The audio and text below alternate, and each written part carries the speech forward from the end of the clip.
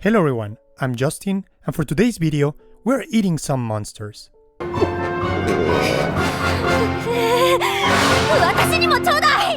Dungeon Meshi is an incredibly well-crafted anime with so much attention to detail that makes me rethink the whole perspective of what is a good fantasy anime. No need for the typical isekai MC bringing his Japanese views into the story. No power fantasy where our main character is extremely OP with a typical harem setting. How about instead we focus on the basics? Create a world with rules, systems, something unique. Give us a group of experienced adventurers that are not overpowered but are seasoned enough to understand how to survive in a dangerous place. And finally, make the monsters tasty because we're eating good tonight. It is not every day that you see such a unique idea take center stage of a story. And to dedicate so much time and effort into the ecology of a dungeon in a fantasy world is an achievement to the author. You have these detailed explanations of how the ecosystem of each floor works. Almost every monster can be eaten, and in such unique ways that you can't even imagine. We start easy with some mushroom monsters, or how about the basilisk that is basically just a chicken? But we quickly move on onto weirder things. How about a living armor? A living armor, you say? But aren't those things made with magic? That is what the story does so incredibly well.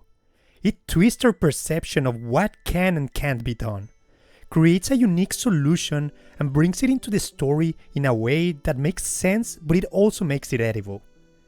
How about instead of magic, living armors are just mollusks living inside the crevices of the armor, making it look empty inside while still maintaining the appearance of a warrior wearing an armor. And you know the best part about mollusks? Well, you can eat them. できたぞ! And it doesn't end with that. How about eating treasure bugs? You know, the bugs that pretend to look like jewels and coins. Well, I get you one better. How about we turn the bugs into jelly, turn the jelly into sacred water, and swing it into ghosts to make it cold, creating ghostly ice cream in the process. Whenever you think you are getting used to the uniqueness of this anime, it always hits you different. It's not just the quirkiness of the food, but how it looks and how good it is animated. Just look and tell me you don't want to eat a piece of that meat. 完成じゃ!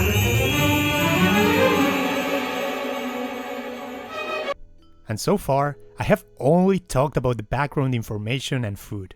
We haven't even touched on the story yet. So, let me start by saying the synopsis. But before that, here is a quick reminder that there will be major spoilers ahead for the story. So, what is Dungeon Meshi about? Well, as soon as the story starts, we're thrown directly into it. An adventurer party is fighting against a dragon, and as they escape, one of their members gets eaten by the dragon.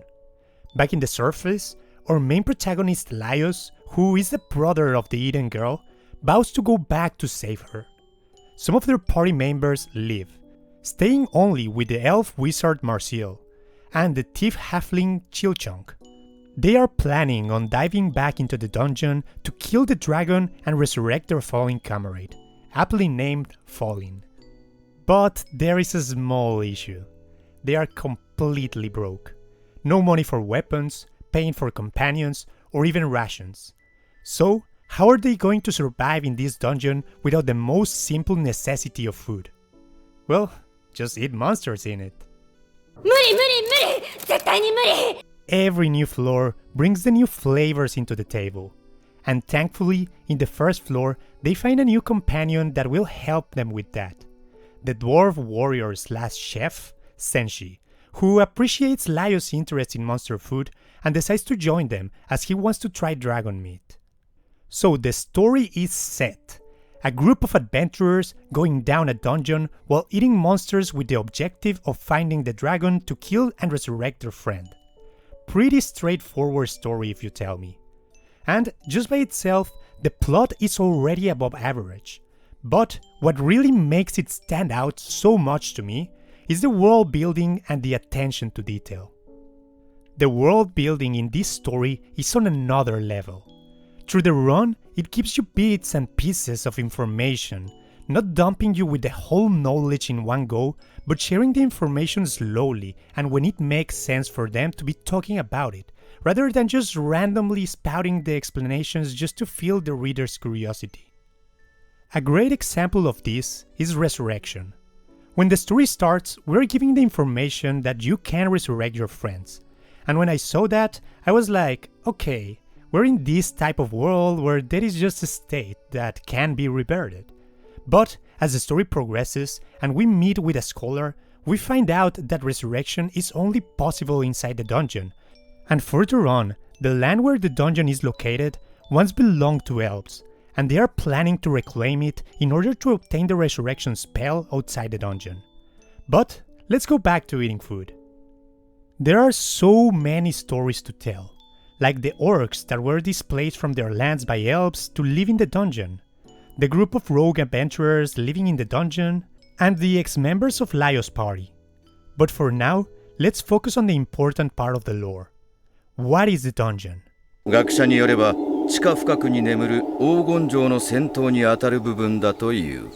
Years ago, in a small land, a corpse came out, telling everyone about a golden kingdom, taken over by a mad wizard that hid it at the bottom of a dungeon. Whoever defeats the wizard will be awarded with all the fortunes in the kingdom. And with that, the adventurers set into the dungeon for fortune and glory. Some do it for the knowledge, some for the glory, and others for the money. And now is the turn of our main protagonist to do it for his family. Now that's how you build a story around the world. Aside from that, as I mentioned, there are multiple elements of world building that keeps adding into the entertainment factor of the story. And I'm sure you will enjoy discovering them in your own watch time. This anime has a heavy inspiration from Dungeons and Dragons. You can see it on the different races, monsters, but also on the bantering and interactions between characters. And it is no wonder that the manga finishes run after the release of Baldur's Gate 3, because otherwise we would have been looking at a long hiatus. Now, I want to touch on the last element that makes this anime so special, and that is the animation. Studio Trigger pulled no punches when it came to animation.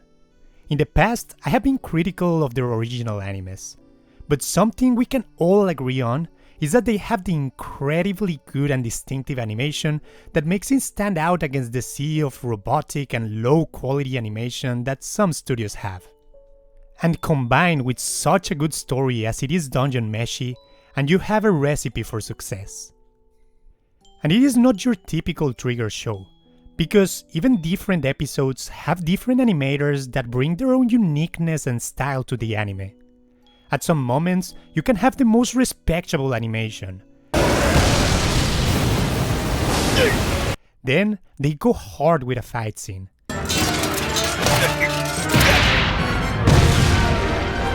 But they also hit you with the wacky faces.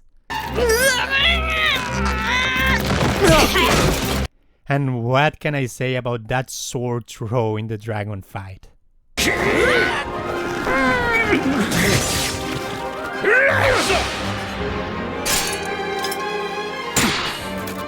Every single episode, they are coming out with their A game, just to bring us the best experience you could have hoped for an adaptation to this story.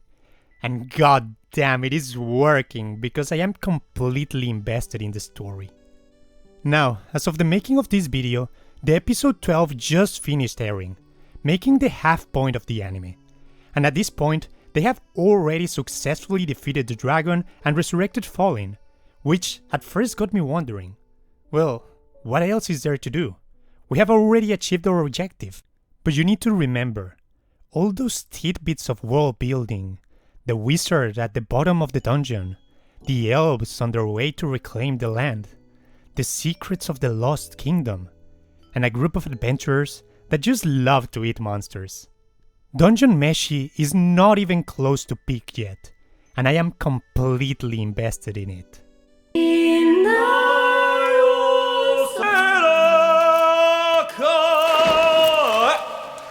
また最後まで歌えなかった。 And with that, we come to the conclusion of this video. What do you guys thought of Dungeon Meshi? Let me know in the comments below. Until then, see you guys next time.